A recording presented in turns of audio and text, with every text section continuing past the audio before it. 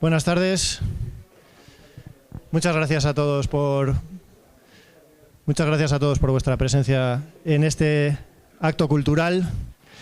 Vamos a proyectar un nuevo documental de la Fundación Miguel Ángel Blanco. Tenemos a Cristina Cuesta y a Felipe Hernández Cava, con los que luego habrá un coloquio. Primero vamos a proyectar la película, que dura 1 hora aproximadamente, y después con Felipe, que es el director del documental, y con Cristina Cuesta, que es la directora de la Fundación Miguel Ángel Blanco, pues tendremos ocasión de conversar. Es un documental que se llama Las buenas sombras y trata, ya lo vais a ver, sobre el trabajo de los escoltas durante los años de terrorismo. Una realidad muchas veces no suficientemente valorada o no tan tenida en cuenta. En el capítulo de avisos vamos a pasar un papel para que los que no recibís notificaciones sobre nuestras actividades culturales os podáis apuntar y recibir nuestra newsletter. La semana que viene, el martes 29, presentamos en Bilbao el segundo volumen de Historia y Memoria del Terrorismo en España. Va a ser en el Hotel Abando de Bilbao el martes a las 7 de la tarde, por si acaso alguien está interesado. Ya sabéis que es una trilogía que coordina José Antonio Pérez, historiador de la Universidad del País Vasco, y es uno de los trabajos más ambiciosos en los que nos hemos embarcado para contar lo que ha supuesto el terrorismo en nuestro país, que al final es la misión de nuestro memorial y en lo que estamos empeñados en todas las actividades que programamos. Y sin más, os dejo con la película y después coloque. A Felipe y a Cristina para que nos acompañen en el coloquio. Fueron 11 escoltas asesinados por ETA, 7 de ellos en el País Vasco, más otros 2 asesinados por los Grapo. Hemos hecho una vez más un ejercicio de memoria, recordando, entre otras cosas, muchos casos que habían sido olvidados. Yo personalmente no recordaba la muerte de Joseba, por ejemplo, a la que os referís en el 2002, en un enfrentamiento fortuito con la Guardia Civil, al confundirles él con etarras, vamos.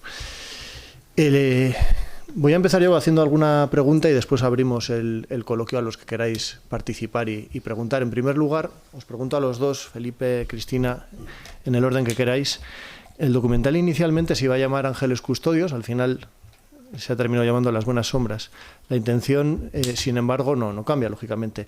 ¿De dónde sale la idea para hacerlo?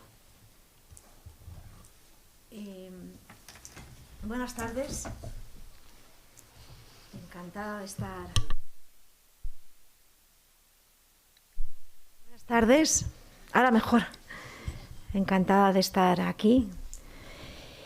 La idea sale de la convicción y el objetivo de dar voz a las víctimas que consideramos más olvidadas. Es el tercer documental producido por la Fundación Miguel Ángel Blanco y empieza en el 2017 con la idea y la investigación sobre Pardines, primera víctima de ETA. Sigue con la historia de los taxistas asesinados por ETA y termina con este documental hasta el momento porque pensamos seguir investigando, produciendo y hasta donde podamos llegar.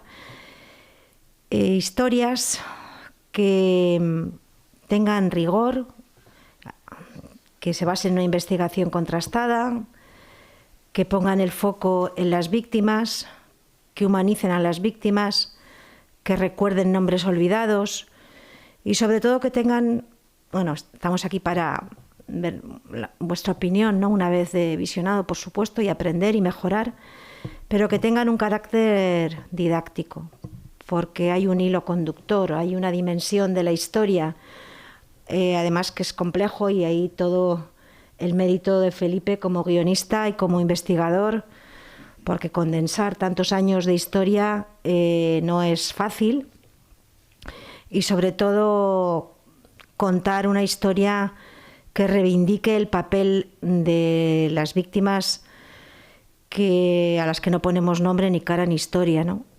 Y concretamente, y que Felipe me ayude, el proyecto de los escoltas, ¿por qué? No me acuerdo el momento, porque nosotros siempre tenemos varios proyectos en cartera. Siempre en las conversaciones, en las tertulias de café o los encuentros, pues van surgiendo temas nuevos y uno nos lleva a otro. Yo, desde el punto de vista más personal, para mí ha sido un pago de una deuda pendiente con Antonio, el policía nacional escolta de mi padre.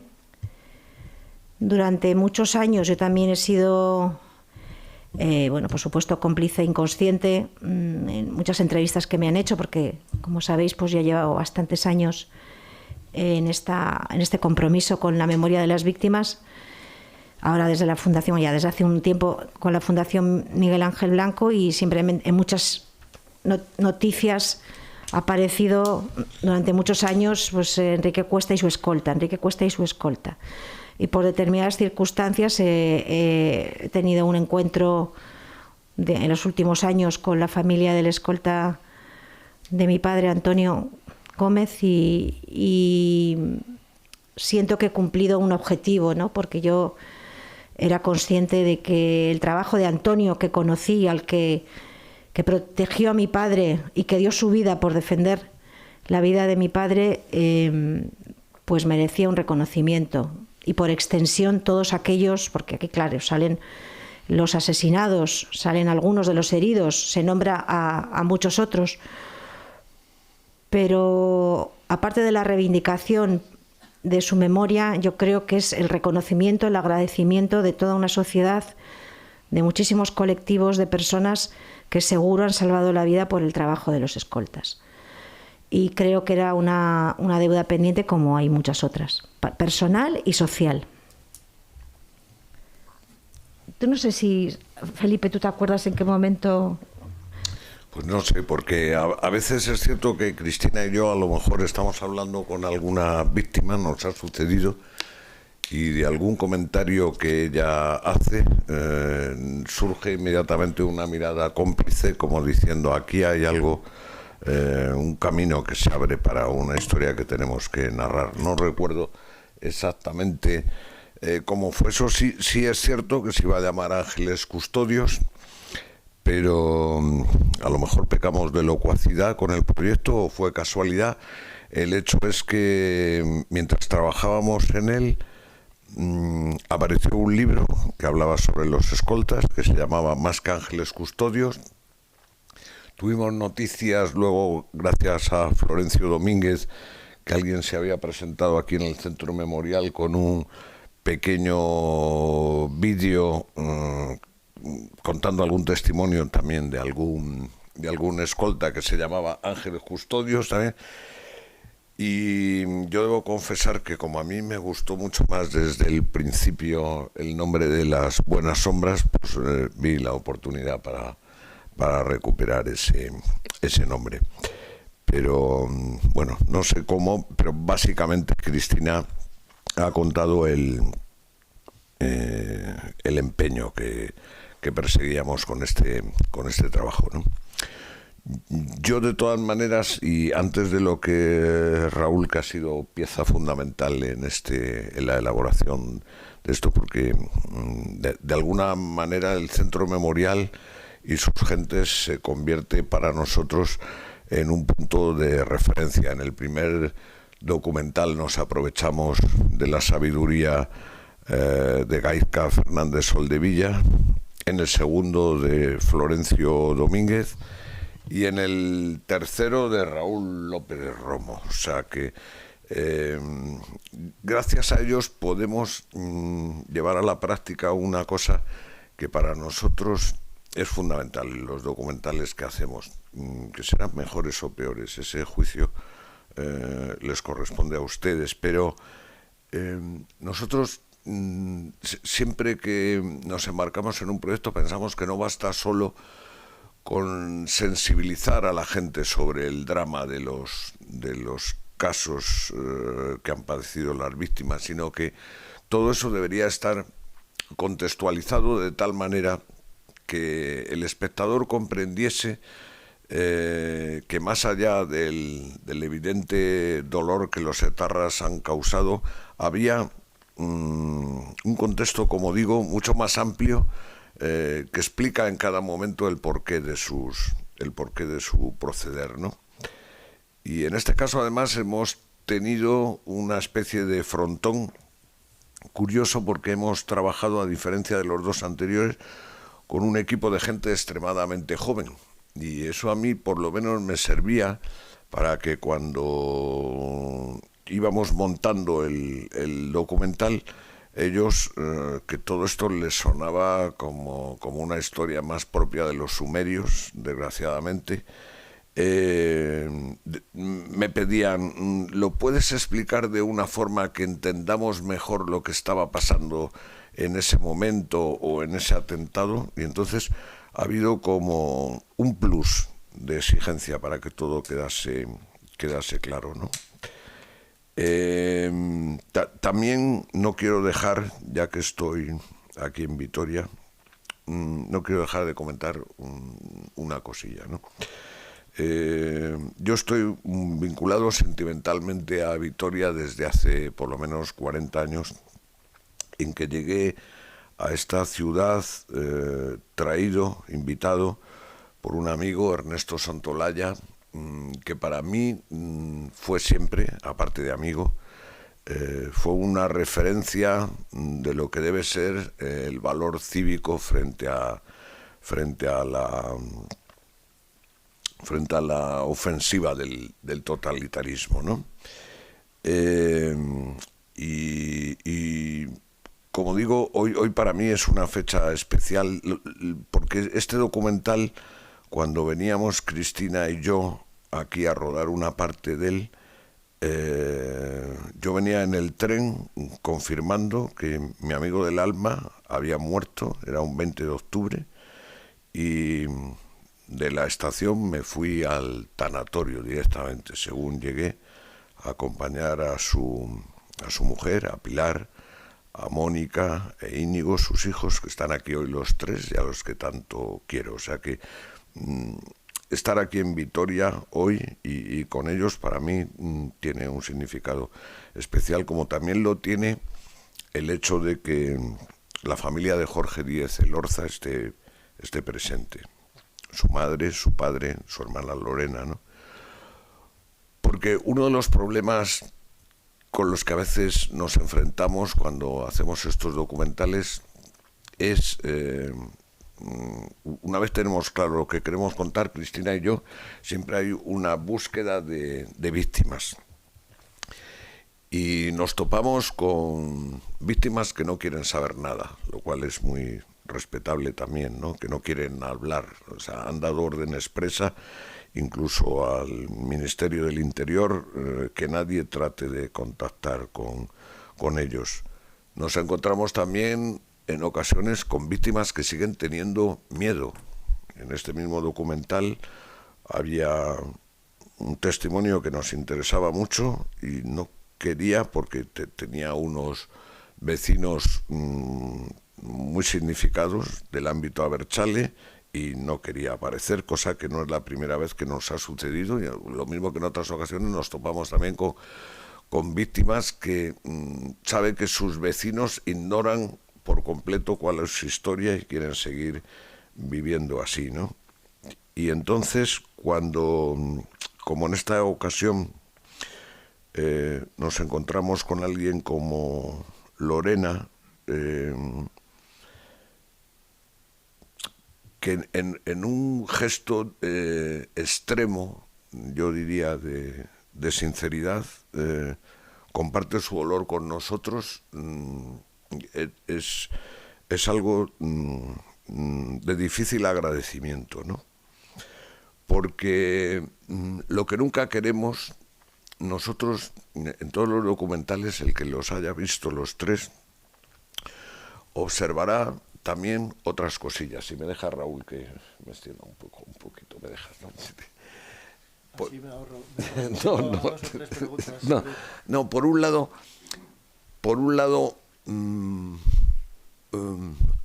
nosotros queremos trabajar en los documentales con la memoria de las víctimas y luego con la historia. Nunca mezclar.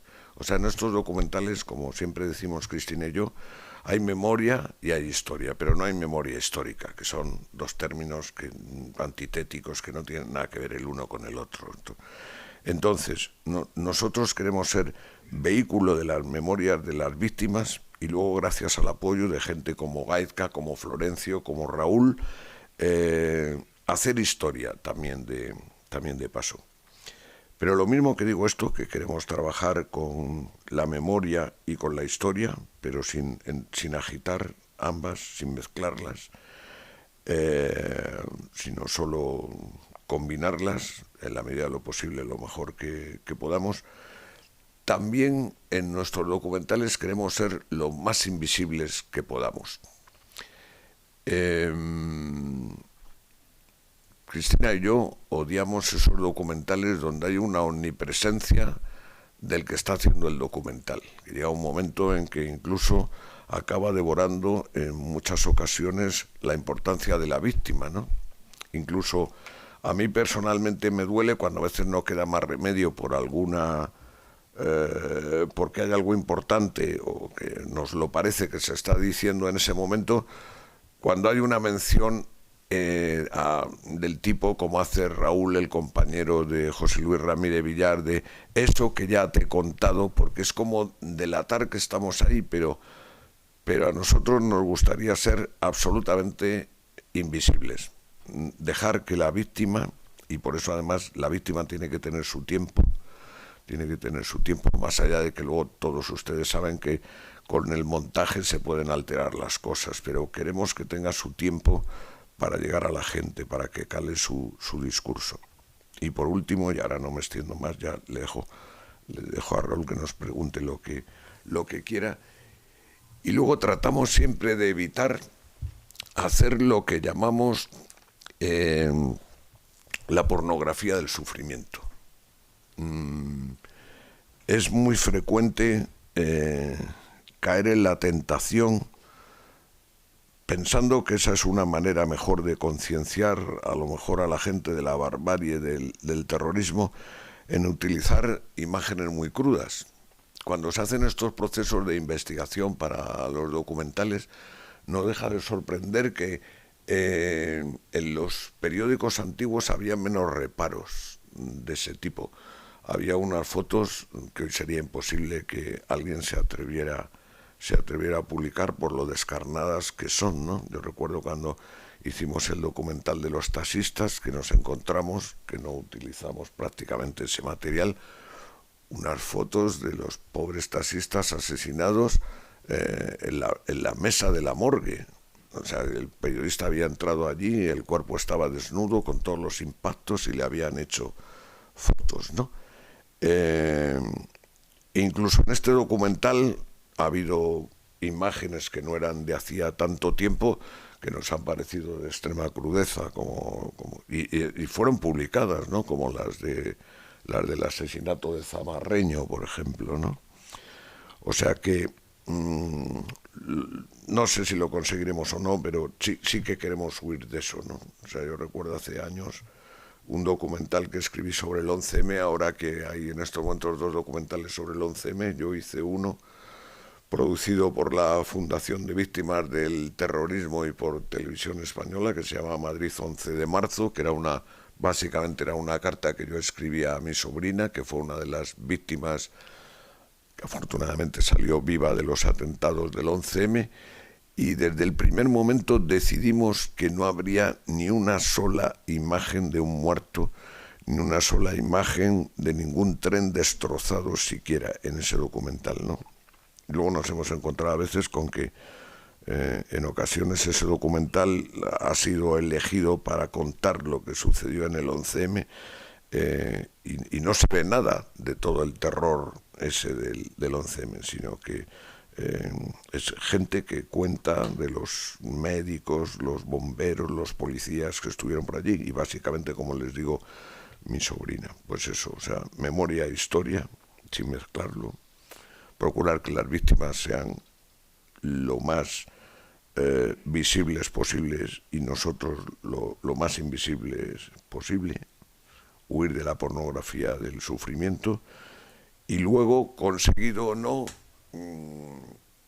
que esto, como las tarifas de la electricidad ahora, digo así para desdramatizar, tenga cierta dramaturgia, aunque sea invisible, ¿no? O sea, que haya momentos pico y momentos valle, o sea, momentos donde aquello sube y momentos en los que remansamos la narración para acompasarla y eso, ¿no? Bueno, y ya no me extiendo más Bueno. estas pinceladas y ahora que ya Raúl pregunte. Bien, no eres historiador, pero como si lo fueras. Ahí, bueno, la voz de Felipe, ya la habéis reconocido, es la que hace de narrador en la película. Y aparte, bueno, hay algún otro recurso que es interesante, como por ejemplo seguir esos últimos recorridos que hicieron las víctimas, tanto a pie como en coche, en el momento de esos atentados, que le da viveza. Y después, claro, las varias lecturas que se desprenden del documental, por lo menos desde mi punto de vista, ¿no? En primer lugar, que creo que es el objetivo principal de ambos, la de devolver no, porque ya lo tenían, pero dar otra vez, subrayar el nombre, la historia de estas personas, ¿no? En este sentido, pues claro, la primera frase de Lorena está clara, ¿no? Cuando ella dice, pues bueno, que no era solamente un escolta o el escolta de Buesa, que tenía nombre, que se llamaba Jorge Díez Elorza, y bueno, que es un poco el objetivo que acompaña al resto de la película. Luego está el seguir la historia del terrorismo, que no es sencillo, efectivamente, desde los años de la dictadura, porque el atentado contra Carrero Blanco, su escolta, su conductor, etcétera, fue entonces, hasta los años finales de la socialización del sufrimiento, seguir ese hilo de la historia del terrorismo, al hilo del caso de los escoltas. Después, recordar los atentados que no se produjeron. Al final, la labor de protección de la sociedad de estas personas, ¿no?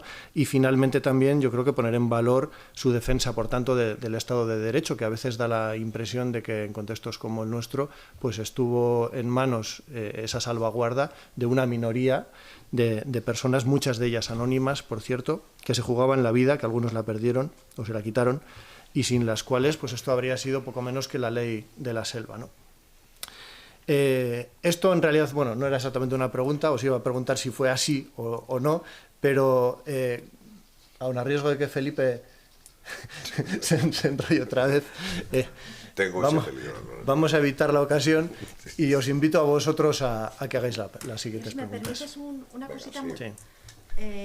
Bueno, por supuesto quiero agradecer expresamente la presencia de la familia de Jorge. Sé que no es fácil recordar todo lo que se ha visto en el documental y vuestro apoyo, y inmensamente agradecida. Y también quiero hacer una mención especial. Sé que hay escoltas aquí que se han presentado, creo que más de uno, ¿no? Tú también, 2. Y bueno, gracias por acompañarnos, y este humilde documental también es en vuestro homenaje. Gracias. Muy bien, pues si os parece, si tenéis alguna pregunta, sí. Espera, hay un micrófono. Sí. Perdón. En el documental decís que en 1996 es cuando empiezan los escoltas privados del Partido Popular. No es así, es en el 95. Y los pone Álvarez Cascos siendo secretario. Cuando matan a Ordóñez, después de matar a Ordóñez en marzo, ya hay que va a haber algún atentado. Si os acordáis, en abril fue el atentado de Aznar, sí. Y todos los del partido se ponen unos 10 escoltas en San Sebastián, 10 en Guipúzcoa, 10 escoltas en Vizcaya y 10 escoltas en Álava.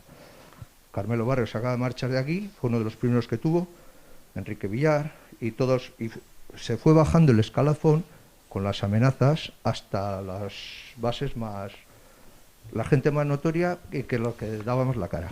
Pero eso solo es una puntualización, que igual no es un año entero más de escoltas, ¿eh? No, es importante lo que dices, pero te cuento hasta donde nosotros investigamos este asunto.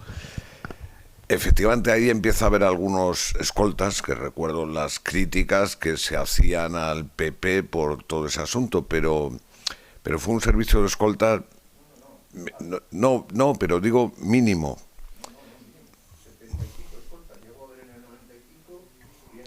Bueno, yo recuerdo... Sí, soy yo de los primeros. No, ya, pero y no era así, digo, como nosotros, no voy a contrariarte, pero digo, no había en esos primeros momentos un solo escolta o dos que tenían que prestar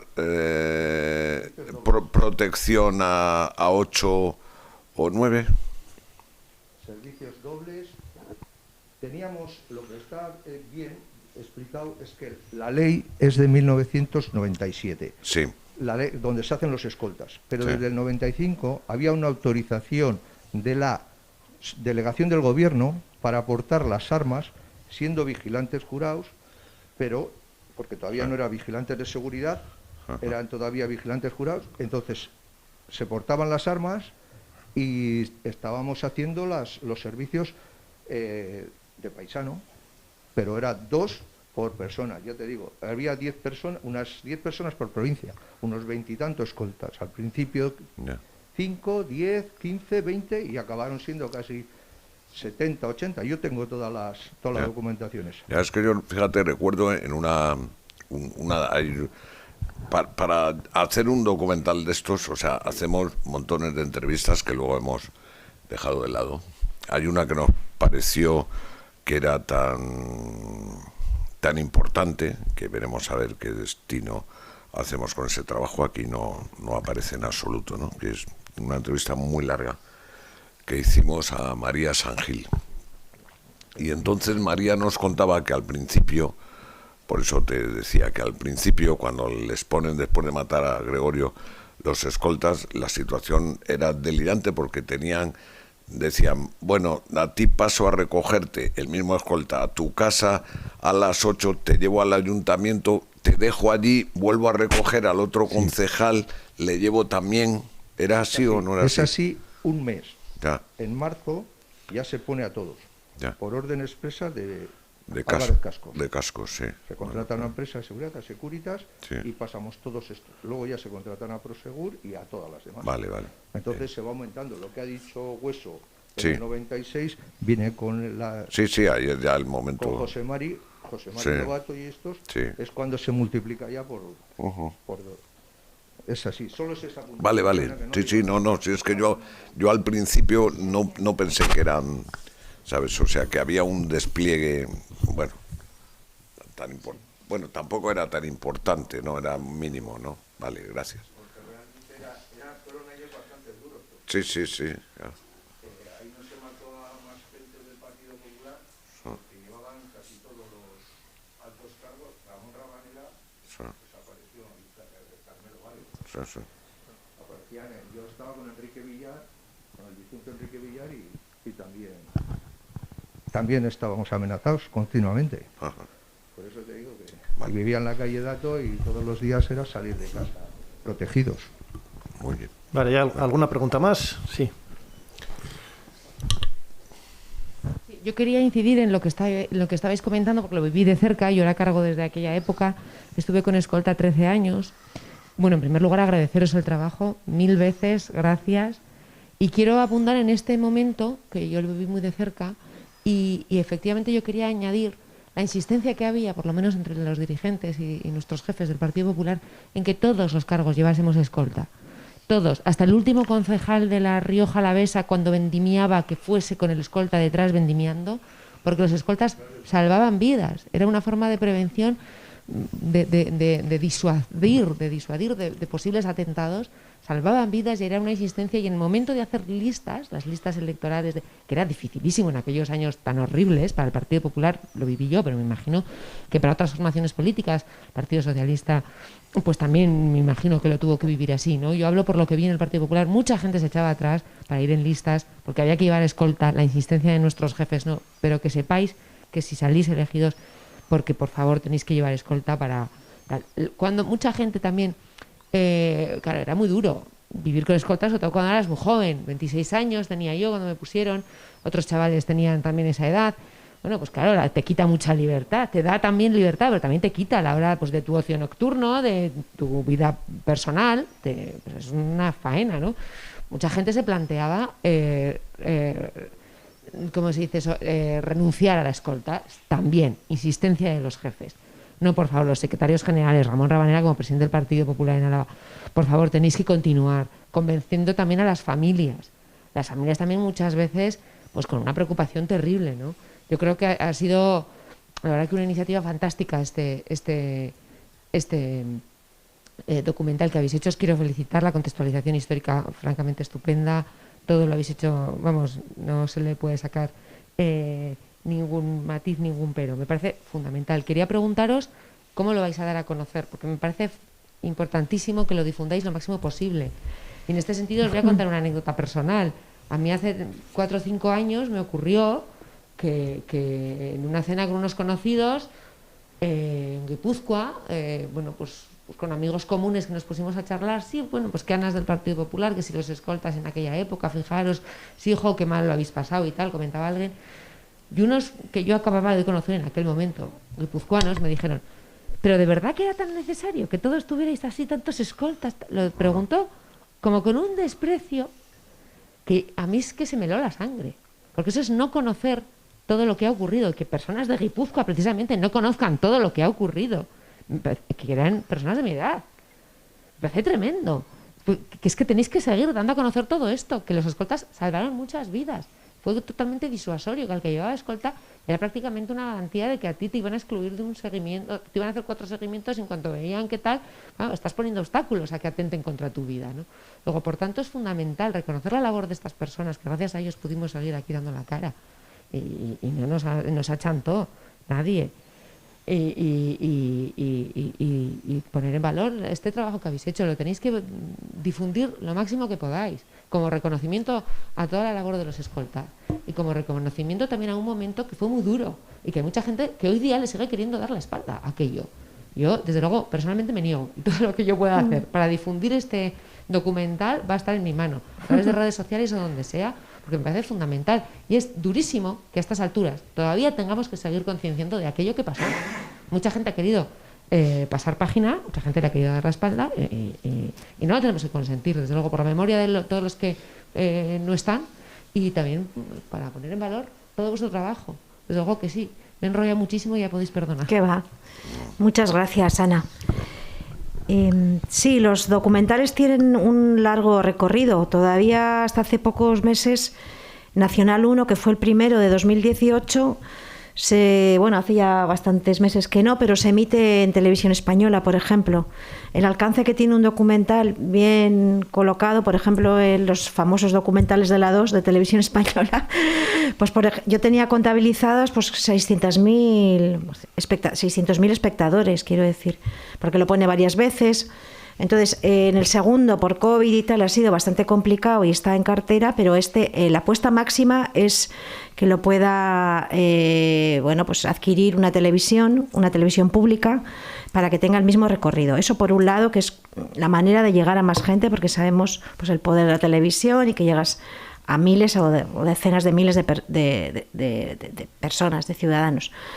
Este año vamos a hacer varias presentaciones.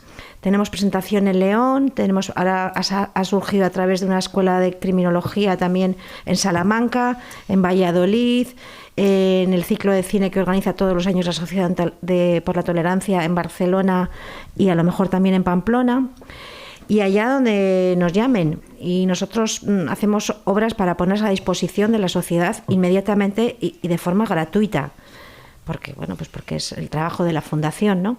Entonces, cuando pasen las presentaciones, se dejan abierto para todo el que quiera visionarlo, hasta donde podemos llegar con la publicidad, y sabiendo que con el apoyo del Centro Memorial, que aquí queda para investigadores, estudiosos y curiosos en el presente y en el futuro, para nosotros también es una tranquilidad, ¿no? Porque yo durante muchos años muchas veces he sentido que el trabajo quedaba ahí en una fundación pequeña, limitada, con menos alcance.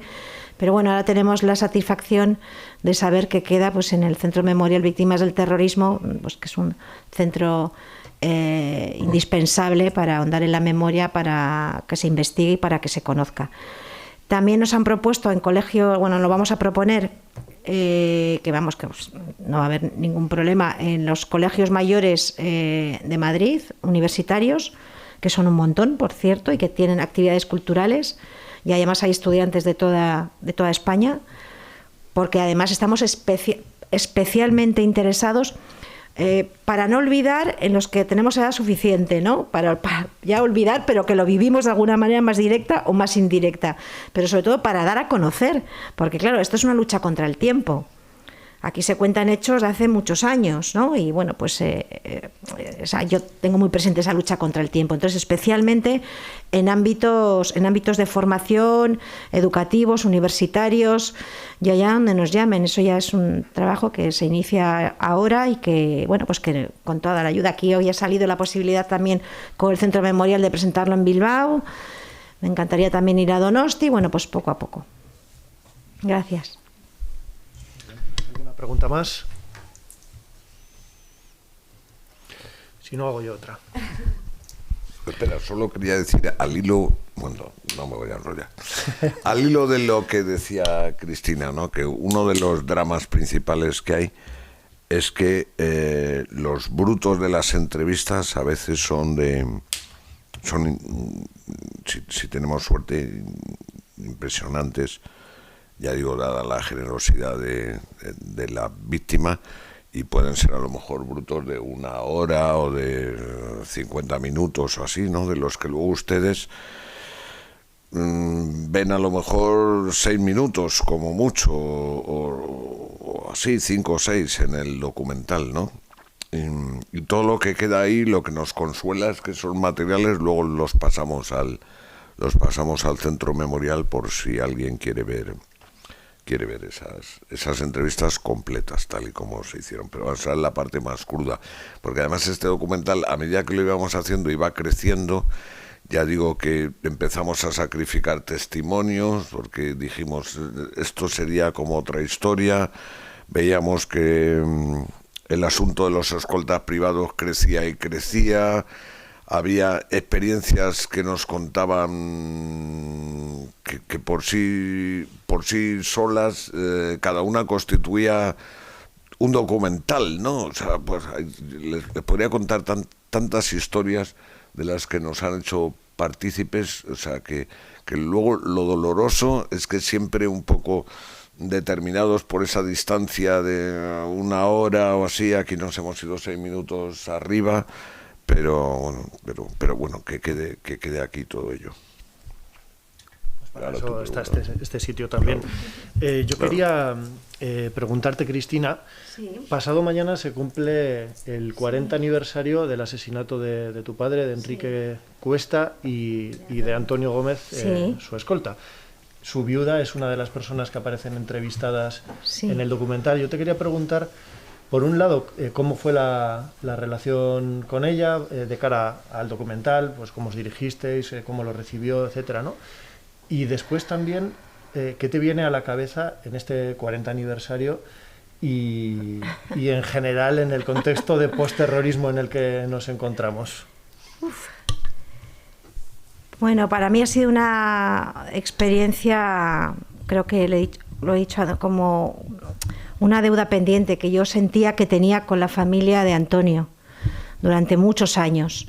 Tuvimos un encuentro en el juicio por el asesinato de mi padre y Antonio en el 2010, pero no eran momentos para intimar, fueron momentos muy duros. Estuvimos al lado, más que juntos, porque fue un trance, como todas las víctimas que tienen que pasar por los juicios, y bueno, y eso, las afortunadas que han tenido un mínimo de justicia, porque hay muchos casos todavía, como ya se dice y se dice en el documental, y es sabido, más de 300 casos sin resolver. Y nos seguimos un poco la pista, llamándonos de vez en cuando, pues algún mensaje. Y el momento del encuentro con la familia, con Pepi, con su hijo Javi, el hijo que tenía pocos meses cuando matan a Antonio, fue cuando coloca las placas en Donosti, en marzo del año pasado. Se cumple 1 año ahora. Y ese momento, pues con más un poco de conmemoración, de encuentro. Y ese fin de semana nos dedicamos a estar juntos, las dos familias. Fue algo estupendo. Conocimos a los hijos de Javi, les enseñamos San Sebastián. A mí es que me emociona porque salen en el documental, no sé si habéis reparado, ¿no? Una de las cosas que más nos impresiona a Felipe y a mí de la entrevista con Pepi, que a mí la verdad no me lo había dicho. Bueno, lo cuenta en el documental y a mí me lo había dicho en San Sebastián cuando la placa. Es que no conocía la Concha. Es que es vivir en París y no conocer la Torre Eiffel. Y vivió, vamos, no mucho tiempo, pero vamos, pues por lo que cuenta ella, no os lo tengo que contar, ¿no? Que no salían, que se quedaban en casa a jugar a cartas, que no... Y entonces, pues bueno, que yo, junto a mi familia, junto a mi hermana, mi hijo, mis sobrinos, pudiéramos enseñarle la concha a Pepi después de 40 años casi, 39, que ella volvió a San Sebastián para la placa, porque no había vuelto a San Sebastián, se fue con su niñito y volvió a los... Es algo tan emocionante que merecería un relato. Son vivencias únicas, ¿no? Y a partir de ahí, pues una amistad. Ha habido algún otro encuentro, hemos coincidido en Madrid y bueno, nos seguimos la pista, y para mí ha sido algo de los regalos que me ha dado pues esta historia, ¿no? tan trágica desde tanto punto de vista, pero humanamente tan rica, ¿no? En muchos aspectos también tan enriquecedores y tan imborrables. Y sobre todo que Javi, porque no puede salir todo, ¿no? Que Javi contara que su madre, por protección, no le había contado cómo había muerto su padre, y que Javi lo descubriera cuando era adolescente en la hemeroteca de un sitio público, ¿no? Imaginaros. Y no quería hacer sufrir a su hijo. Ya sabía que no tenía padre, pero no quería el exceso de saber que había sido asesinado voluntariamente por unos terroristas. Bueno, y tantas historias humanas que se abren y se abren, ¿no? Eso la primera. La tercera ya sé, la segunda... 40. Bueno, pues el otro día pudimos conmemorar también en el Día del Padre en Logroño todos juntos los 40 años. Fue muy emocionante, con la única hermana de mi padre que sigue viva, con mi hermana, mis sobrinos, mi cuñado, mi hijo, y fue muy... Pues esto es un secreto que además va a quedar grabado, pero que me apetece compartir con todos vosotros por estar aquí en el País Vasco y trayendo este ejercicio de memoria. Algo muy sencillo, pero las cosas sencillas son las que yo creo que tienen importancia y profundidad, ¿no? Y a veces no nos damos cuenta, ¿no? No, delante de la tumba de mi padre no dijimos mucho, dijimos sencillamente cada uno a su manera que sabemos y tenemos la convicción de que nuestro padre estaría orgulloso de nosotros, nuestro padre o en el caso de o hermano, ¿no? En el caso de mi tía, ¿no? Y además lo importante de esto es extrapolarlo al comportamiento de todas las víctimas, no es algo aislado, quiero decir. El resumen de estos 40 años para mí es el comportamiento ejemplar que hemos tenido pues todas las víctimas, ¿no? Y que yo represento solamente un caso, en el sentido de no haber respondido de la misma manera, haber intentado salir adelante a pesar de las dificultades, el haber contribuido humildemente a fortalecer la democracia que nos hace ciudadanos libres a todos, y disfrutar de un Estado de Derecho, incluso para los asesinos de nuestros familiares, que es una idea clave que yo intento transmitir siempre en los centros. Esto hay que cuidarlo, hay que mantenerlo, y a veces requiere de muchos sacrificios. Los sacrificios de los escoltas, de los cuerpos y fuerzas de seguridad, de los jueces, de los concejales y cargos públicos amenazados, y del ciudadano que no tiene una relación directa, pero ahora tiene la obligación de que no vuelva a pasar. Y también los jóvenes. Y ese sería el resumen, ¿no? Seguir hasta que haya salud y energía y ayuda por vuestra parte y de todos, y bueno, poder hacer otros 3 documentales antes de la jubilación, si es que no aspiro más. Eso justo enlaza con lo que quería preguntar a Felipe ahora. Yo tenía apuntadas 3 frases que aparecen en el documental. La primera ya la he dicho, la de Lorena. La segunda es una que dice el escolta privado y que refleja muy bien esa falta de medios que a veces dominaba, ¿no? La funda te la comprabas tú, decía. Y la tercera es la que refleja el aislamiento de las fuerzas de seguridad, y que dice la viuda de Antonio Gómez, Pepi, dice, yo no llegué a conocer San Sebastián, ¿no? Que me parece también muy, muy fuerte. Felipe, pardines, taxistas, escoltas, ¿cuál va a ser el siguiente proyecto? ¿Qué más se puede hacer por la memoria de las víctimas del terrorismo, y no estarás pensando en la jubilación? No, que va, si yo además ya tendría que estar jubilado. Lo que pasa es que si me jubilo muero de hambre.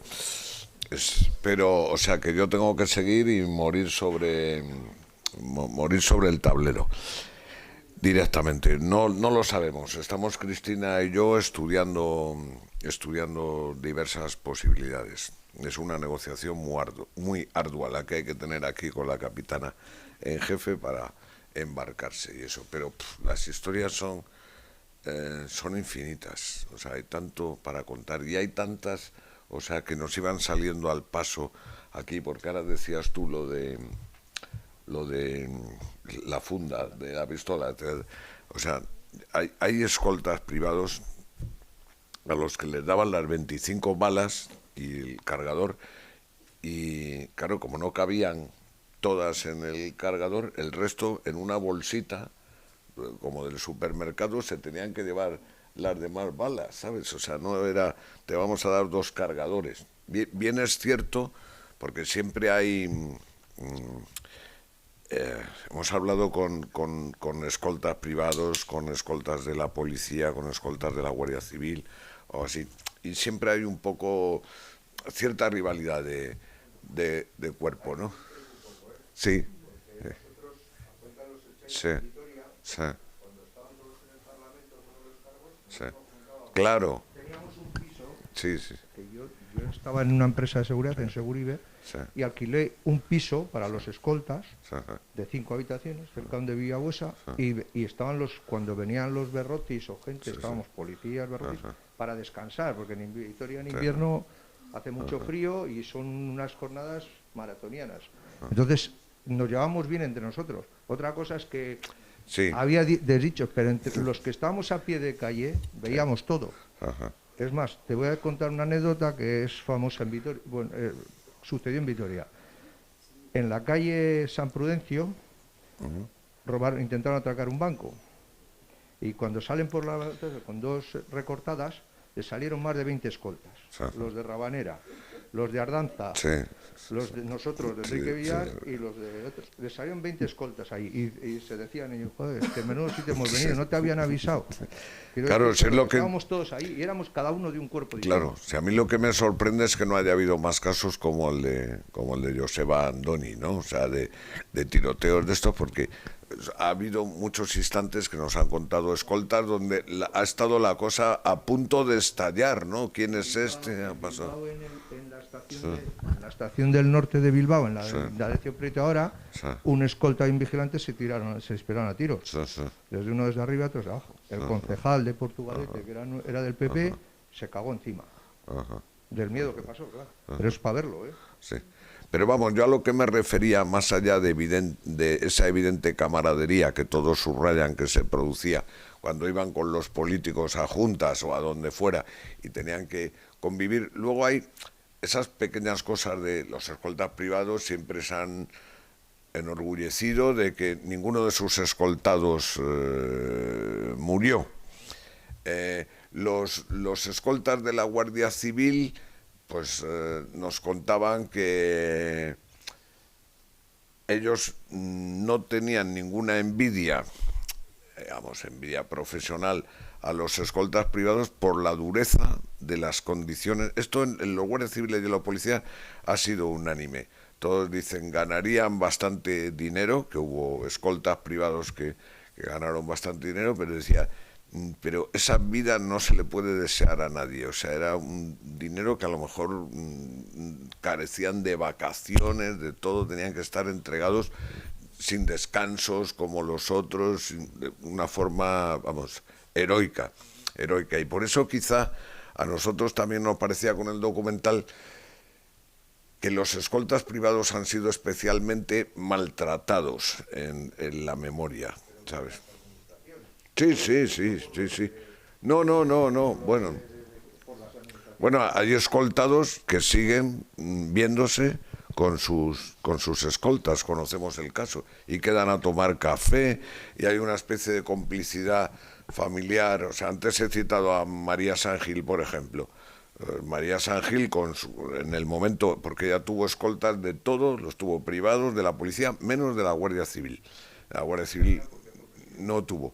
Pero, de la Archancha también, sí. Sí, solo no... Respondía por el Claro, solo no tuvo de Guardia Civil. Pero hubo una época en que ella tenía un matrimonio, policías, hombre y mujer, y entonces nos hablaba de que llegaban reyes y los niños tenían reyes de sus escoltas también, o sea, En fin, o sea que ha habido una especie de... y de las cosas que han vivido los escoltas, como tú decías antes, de muchos políticos que erais jovencísimos, sigue siendo joven, pero erais jovencísimos en ese momento, pues tenían que vivir unas experiencias de no podían ir a ligar, porque todos cuentan, pero ¿cómo voy a ligar con dos tipos que llevo al lado? No hablemos tampoco de las historias que conocemos de los que tenían que ir a un local a ligar de ambiente, ¿sabes? Y lo que tenía que vivir el escolta, a lo mejor, que tenía una visión más canónica de aquello en el local de ambiente. O sea que hemos conocido, nos han hecho partícipes de unas historias tremendas, ¿no? Como a veces también se engañaba a los escoltas, porque decía, bueno, o sea, yo quiero tener un lógico margen de libertad y me escapo, me da lo mismo, lo que piense el partido, lo que piensen las autoridades, o sea, me voy, me la juego y eso, ¿no? O sea que ha sido delirante, y pensar que en esas circunstancias, a mí lo que más me aterra de todo este documental es pensar la de personas y la de años que han tenido que vivir en esas circunstancias. O sea, es que cuando alguien dice, pues tuvo escoltas durante 20 años o 25, de 30 incluso algún caso, y entonces eso lo cuentas en días, lo cuentas en horas, ya, o sea, y es tremendo, o sea, dices, ¿cómo se ha podido soportar eso, ¿no? Y cómo esa sociedad que miraba para otro lado, que no quería saber nada, el otro día fue Sabater, que nos hablaba de que, claro, él iba a la playa y iba escoltado, y se cruzaba con políticos nacionalistas que pasaban sin escolta, y claro, él lo vivía como una afrenta. Yo tengo que ir aquí y tengo que ir con estos dos señores, y el otro nada, va tan tranquilo, ¿no? Tan pimpante, ¿no? Y además, si me descuido, me dirá algo así como, ¡ay, qué medroso eres, Fernando! ¿Sabes? O sea que ha sido algo, desde luego, para no olvidar en absoluto, que de eso trata este documental, de que... Vamos a... Sí, una última intervención, Begoña. Vuelvo aquí a hablar de que dos escoltas. A Jorge lo asesinaron junto con Fernando Buesa en el año 2000. Era Ertzaina, la policía de élite, Berrozi. Iba solo. Sí. No había dos. Sí. Iba solo. Y no tenían inhibidores ni había nada. Sí, sí. Tuvieron que asesinar a Jorge y a Fernando Buesa para que, a partir de ahí, muchísimas mejoras en los Ertzainas, bueno, me supongo todos los escoltas, en el sentido de más seguridad y más dinero también, o sea, las dos cosas. Hubo que asesinar a Jorge, tuvieron que asesinar a Jorge y a Fernando Buesa, en este caso, bueno, hablamos de los escoltas, a Jorge, para que todo eso mejorara. Iba él solo. Sí. Por muy Berrozi que fuera. Sí, sí. Lo contamos en el documental, como verás. De dos. Claro. Dos. No, pero contamos después de la última intervención de Lorena, o sea, apostillamos con información que nos proporcionó Lorena también, cómo eso hizo que se modificara a partir de ese momento y que hubiese al menos, para políticos de la categoría de Buesa, hubiese al menos dos, incluso tu hija mencionó en algunos casos, y también lo hemos confirmado, hasta 3 escoltas, pero en ese momento Jorge estaba solo y era el único que tenía Fernando Buesa, sí. Y sí, claro, con un coche bomba bueno, activado a distancia, como si eres el personaje... Sí. Custodio, da lo mismo, da igual. No, y lo que has señalado también, que esto sobre todo hacían mucho hincapié en ello los agentes que fueron escoltas, pero más bien era gente de los servicios de información de la Guardia Civil, que les hemos dado las gracias en el documental. Ellos no aparecen al final, pero bueno, ya aparecen con sus iniciales solo. Y esto nos hablaban de ese problema que has tratado, el de los inhibidores. Hubo un momento en que cuando se empezaron a generalizar los móviles, eran obsoletos ya los inhibidores de frecuencia, o sea que Pues no lo había. estaban vendidos, ¿no? Coches de blindados, no había suficientes. En el documental se dice, en toda Álava la Guardia Civil solo tenía uno, era el que utilizaba, según hemos constatado, era el que le pusieron al padre de Santiago Abascal. Era el único coche que tenía la Guardia Civil blindado, ¿no? O sea que han sido unas condiciones tremendas. O sea, yo no sé cómo no ha habido, afortunadamente no ha habido más víctimas en trabajos de escolta, pero podrían haber sido muchísimas. Y luego otra cosa, para terminar, decir que Jorge, bueno, lo que hablan del compañerismo, serían quizá los mandos los que tenían reticencias. Entre ellos no había ninguna reticencia, os lo puedo asegurar. Yo hablaba con Jorge y Jorge tenía muchos amigos en la Guardia Civil, Policía Nacional, almorzaba con ellos muchas veces y bueno, ya, claro, es que lo de los escoltas privados creo que fue a partir de ahí ya mucho más, ¿no? Bueno, ya había Sí, algunos, pero, ya, pero sí. pero eso, Sí, ellos sí, no sí. tenían ningún... Ajá. Al contrario, eran amigos. Sí, sí. Sí, sí. Sí, Jorge Sí, sí. almorzaba con ellos Sí, muchas sí. veces, quiero Sí, decir. sí. Todos serían el celo profesional de los superiores, de Sí, bueno, ellos yo creo que no tanto. Bueno, solo quería decir eso. bueno, gracias. La historia con mayúsculas muchas veces está hecha de estas historias en plural, como las que han salido aquí, como las que nos traen Felipe y Cristina en este documental y en todos los que hacen. Agradeceros a los dos vuestra presencia, vuestra participación y, por supuesto, también a los que nos habéis acompañado. Muchísimas gracias. Gracias a vosotros, sobre todo.